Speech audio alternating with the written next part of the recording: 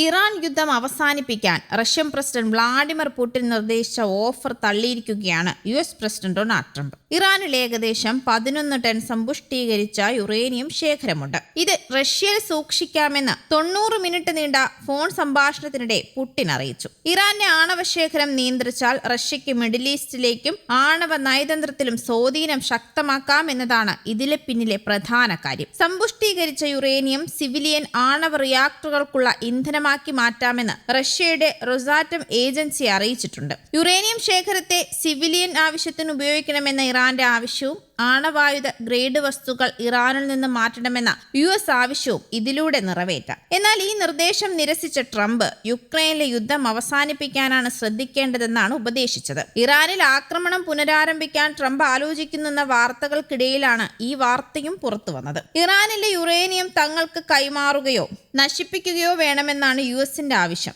Iran എന്നാൽ ഇതിന് തയ്യാറല്ല. എന്നാൽ സുഹൃത്ത് രാജ്യമായ റഷ്യയിലേക്ക് മാറ്റാൻ അവർ തയ്യാറായി. ഇറാൻ വിദേശകാര്യമന്ത്രി അബ്ബാസ് അരാഗ്ചി അടുത്തിടെ മോസ്കോയിലെത്തി പുടിന്റെ സഹായം അഭ്യർത്ഥിച്ചിരുന്നു. അതേസമയം ആക്രമണം പുനരാരംഭിച്ചാൽ ആഗോള സ്ഥിരതയ്ക്ക് അങ്ങേയറ്റം ദോഷം ചെയ്യുമെന്ന് പുടിൻ ട്രംപിന് മുന്നറിയിപ്പ് നൽകിയിട്ടുണ്ട്. ഇറാനെതിരെയോ അയൽ രാജ്യങ്ങൾക്കെതിരെയോ അമേരിക്കയും ഇസ്രയേലും വീണ്ടും സൈനിക നടപടി സ്വീകരിച്ചാൽ അത് അന്താരാഷ്ട്ര സമൂഹത്തിന് തന്നെ വലിയ ദോഷമുണ്ടാകുമെന്നാണ് പുടിൻ മുന്നറിയിപ്പ് നൽകിയത്. ഇത്തരം നീക്കങ്ങൾ ഒഴിവാക്കണമെന്നും നയതന്ത്ര ചർച്ചകൾക്ക് മുൻഗണന നൽകണമെന്നും പുടിൻ ട്രംപിനോട് ആവശ്യപ്പെട്ടതായും ക്രെംലിൻ അറിയിച്ചു. ഇറാനുമായുള്ള വെടിനിർത്തൽ നീട്ടാനുള്ള ട്രംപിന്റെ തീരുമാനത്തെ പുടിൻ സ്വാഗതം ചെയ്തു. ചർച്ചകൾക്ക് അവസരം നൽകുന്ന ഈ നീക്കം മേഖലയിലെ സാഹചര്യം സുസ്ഥിരമാക്കാൻ സഹായിക്കുമെന്ന് പുടിൻ പ്രത്യാശ പ്രകടിപ്പിക്കുകയും ചെയ്തു. മിഡിൽ ഈസ്റ്റിലെ പ്രശ്നങ്ങൾ പരിഹരിക്കാനുള്ള നയതന്ത്ര നീക്കങ്ങൾക്ക് റഷ്യയുടെ പൂർണ്ണ പിന്തുണ അദ്ദേഹം വാഗ്ദാനം ചെയ്തെന്നും ക്രെംലിൻ അറിയിച്ചു. 5ാം വർഷത്തിലേക്ക് കടന്ന യുക്രൈൻ യുദ്ധത്തെക്കുറിച്ചും ഇരു നേതാക്കളും ചർച്ച ചെയ്തു. യുദ്ധഭൂമിയിലെ നിലവിലെ സാഹചര്യത്തെക്കുറിച്ച് ട്രംപ് ചോദിച്ചറിഞ്ഞപ്പോൾ റഷ്യൻ സൈന്യം തന്ത്രപരമായ മുന്നേറ്റം നടത്തുകയാണെന്നാണ് പുടിൻ മറുപടി നൽകിയത്. യുക്രൈൻ ഭരണകൂടം യുദ്ധം നീട്ടിക്കൊണ്ടുപോകാൻ ശ്രമിക്കുകയാണെന്ന കാര്യത്തിൽ ഇരു നേതാക്കളും സമാനമായ അഭിപ്രായമാണ് പങ്കുവച്ചതെന്നും ക്രെംലിൻ അവകാശപ്പെട്ടിട്ടുണ്ട്.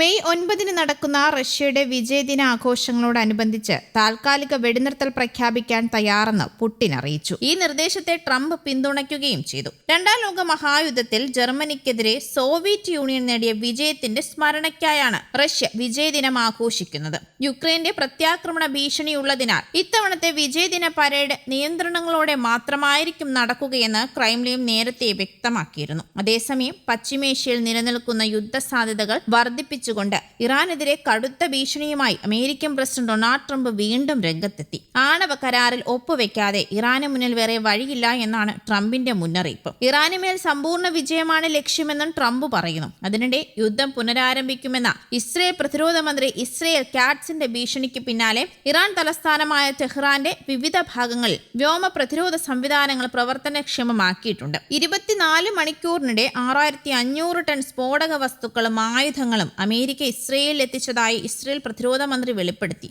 ആക്രമണ പദ്ധതി സംബന്ധിച്ച പ്ലാൻ വിലയിരുത്താൻ US സെൻട്രൽ കമാൻഡ് മേധാവി ട്രംപുമായി കൂടിക്കാഴ്ച നടത്തി. അതേസമയം ഇറാൻ, ഇറാഖ്, ലെബനൻ എന്നീ രാജ്യങ്ങളിൽ നിന്ന് ഉടൻ മടങ്ങാൻ UAE പൗരന്മാർക്ക് നിർദ്ദേശം നൽകിയിട്ടുണ്ട്. ഈ രാജ്യങ്ങളിലേക്ക് UAE സ്വദേശികൾക്ക് യാത്രാവിലക്കും ഏർപ്പെടുത്തി. അതിനിടെ നാവിക ഉപരോധം പിൻവലിക്കാതെ ഹോർമസ് തുറക്കില്ലെന്ന നിലപാടിൽ തന്നെയാണ് ഇറാൻ ഇപ്പോഴും. ഏപ്രിൽ 13 അമേരിക്ക ഇറാനെതിരെ ശക്തമായ നാവിക ഉപരോധം ആരംഭിച്ചത്. നിലവിലെ സംഘർഷങ്ങൾ അവസാനിപ്പിക്കണമെങ്കിൽ അമേരിക്ക ഈ ഉപരോധം പിൻവലിക്കണമെന്നാണ് ഇറാന്റെ പ്രധാന ആവശ്യവും. News desk Kerala Kaumudi.